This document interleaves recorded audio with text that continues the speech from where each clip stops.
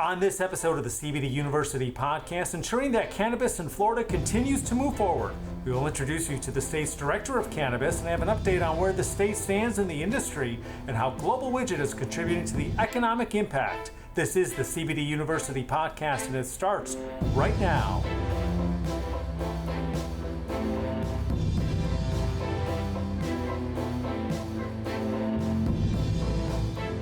I'm Joe Augustinelli, host of the CBD University podcast, and if you're a returning listener, I welcome you back to our podcast. If you are a new listener, we are glad you found us on your podcast platform of choice. Don't forget, you can watch full video episodes of our podcast on the Global Widget YouTube channel and the YouTube channels of our brands. You can also subscribe to our podcast, on any of those platforms. You'll get notifications when new episodes are published each week.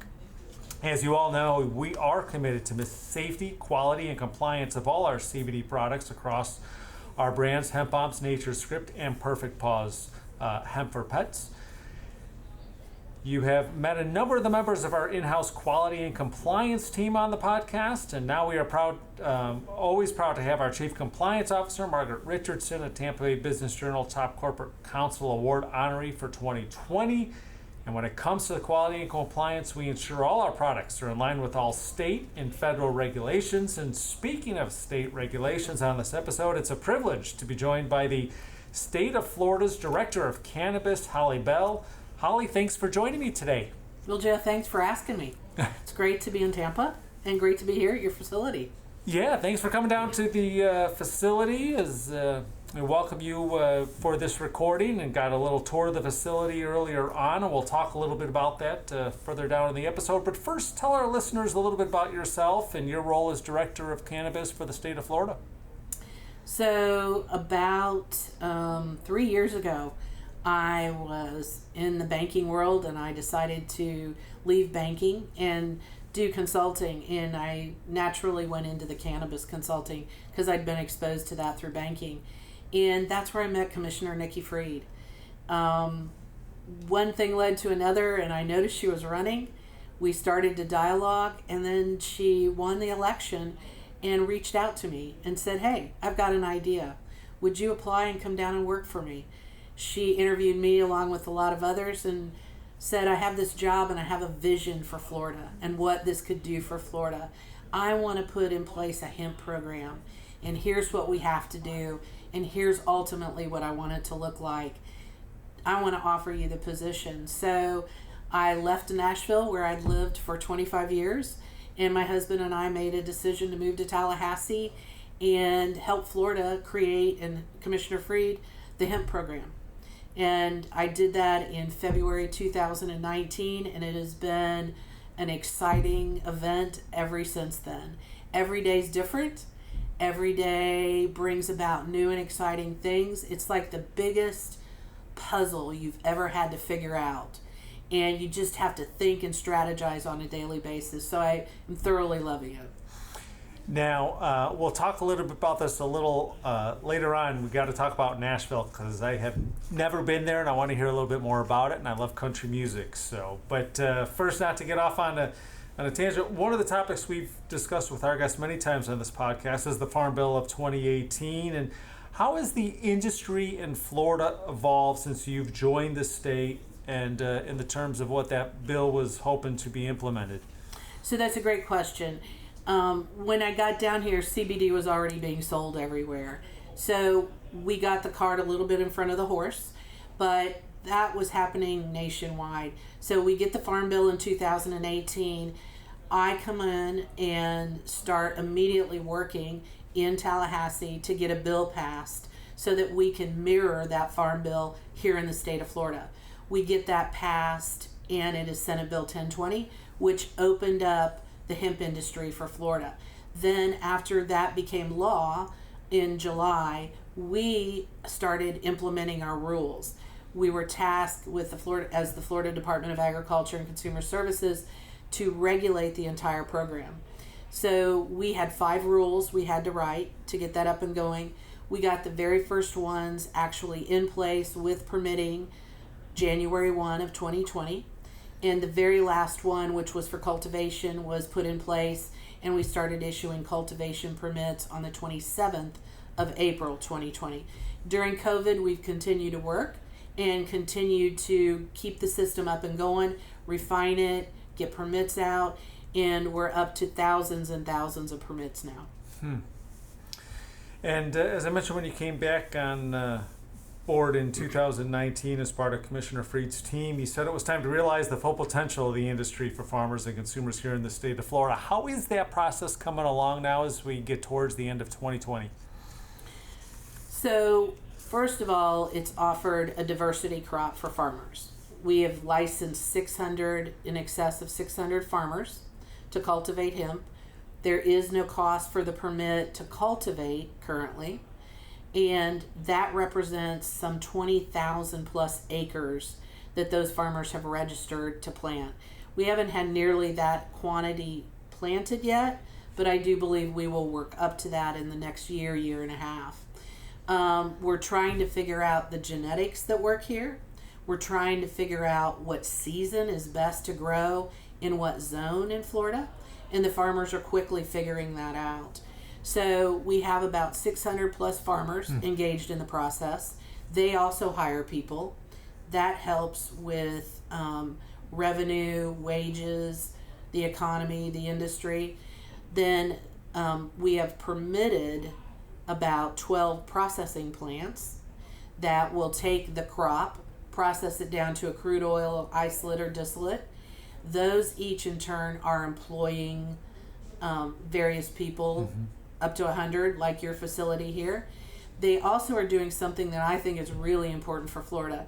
They're taking old manufacturing facilities that were sitting abandoned, that were left from citrus or something else, and they're repurposing them for hemp. So we're repurposing buildings in industrial areas, which I think is great for a lot of these cities and counties. Then we have some 200 manufacturers licensed here in the state of Florida.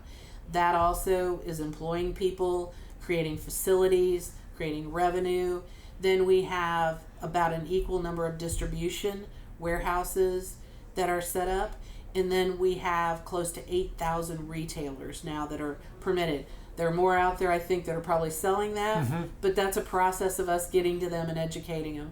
So all in all, the number of jobs that we've created, the revenue, the sales tax, I could go on and on for the opportunities that we've created for Florida. Yeah, and that's I was just going to mention as you were getting into that, we're talking jobs, we're talking economic impact, we're talking impact on families, we're talking about the livelihoods of folks here who have all been impacted by this industry. Yes. And it's a lot of different people in a very diverse group. That's what I love about it also. The diversity that I deal with is great. And we have people, the very first hemp conference I went to, I walked away and I came home and my husband said, "What did you think?" And I said, I have never in my life been around such a diverse group of people, from age to religious background, because I remember we had Amish people there. We had that were embracing, and we were all talking and interacting about our formulas and the products we were creating. We had people from, the age difference I think I told you about, obviously different geographic areas. It was just an amazing experience, and we all had one common passion, and that was the hemp. And it really energized me to get into the industry full time. And as we talk on the federal side, and we wait guidance from the USDA, the FDA on the CBD industry, I did see that you were in DC earlier this year. I saw that on the Facebook page. Any indication on where guidance stands, and why is it so important to have some sort of federal regulation for the industry? So I was in DC, and we do have a lobbyist that I work with, and we keep informed and educated on what's going on. Any industry that has to deal with 50 different sets of rules and regulations is going to struggle. And that's what we've got now. We've got all the different states with their own state rules and regulations. So as a business owner, think how complicated and costly that is. Getting it to a more unified, standardized set of rules is what the industry really needs to help it excel and take off. It's doing well now, but that standardization would really help it excel. So the only natural thing for that is probably the states all bond together and come to an understanding, or a federal agency helps oversee that and steer and guide that for them. I think over the next 2 years, I would really like to see that in the industry. And prior to recording this episode of our CBD University podcast, you had the opportunity to get a first-hand look at the Global Widget part of our facilities. Your thoughts on what you've seen here and how Global Widget is contributing to the industry here in Florida? So you guys have, the commissioner and I have always said the goal for Florida is the gold standard. And when I walked in here and got the facility, I thought, this is the gold standard. This is what the industry needs. You guys really have embraced that and brought that to Florida. Very impressive. And we just need to get the word out and let more and more people know. But yeah, no, you are a gold standard. This is exactly the vision that the commissioner had when she started the program. We'll continue to live up to that expectation, and we're excited to hear your thoughts on about that. And first of all, before we wrap up this episode, and as we wrap up 2020 and head into 2021, what are some of the items that consumers and farmers should be on the lookout for in the industry? So one of the things that I tell people is it is a new industry. It is somewhat of the wild, wild west sometimes. So trust, but verify. Always verify. And don't take an appearance as the final say-so. Do a little investigation. Things can look really good, but there may not be a lot of depth there. That's important to research. The other thing that I would tell you is if you're going to consume a product, do look at the COA. We have a lab in our food safety group that does go out and pull products off shelf and do random testing. We have found in some products, in tinctures, that there are extremely high levels of heavy metals, to include lead. And so you want to be very careful what you're putting in your body. And what we found over time is bottles and containers were leaching into the product. And that's where it was coming from. So know who your manufacturer is. Know that they're using quality sourced material before you go out and buy that product. I want to thank you for taking the time out of your busy day. I know you got to get back up to Tallahassee for appearing on our podcast, and we hope to have you back again soon. I hope so.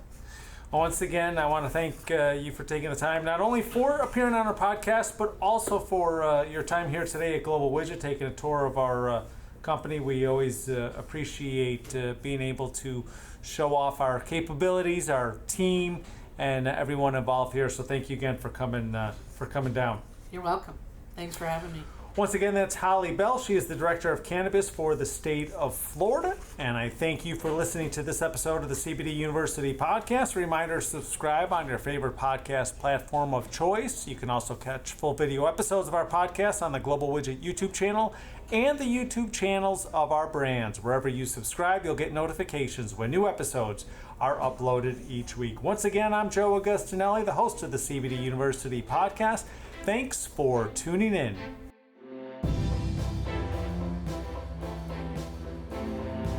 These statements have not been evaluated by the Food and Drug Administration. The CBD products are not intended to treat, cure, or prevent any disease or condition. Always consult your personal physician about CBD and using CBD products. CBD should never be used by anyone under the age of 18. This content is not intended to provide legal advice regarding the legal status of CBD and CBD products.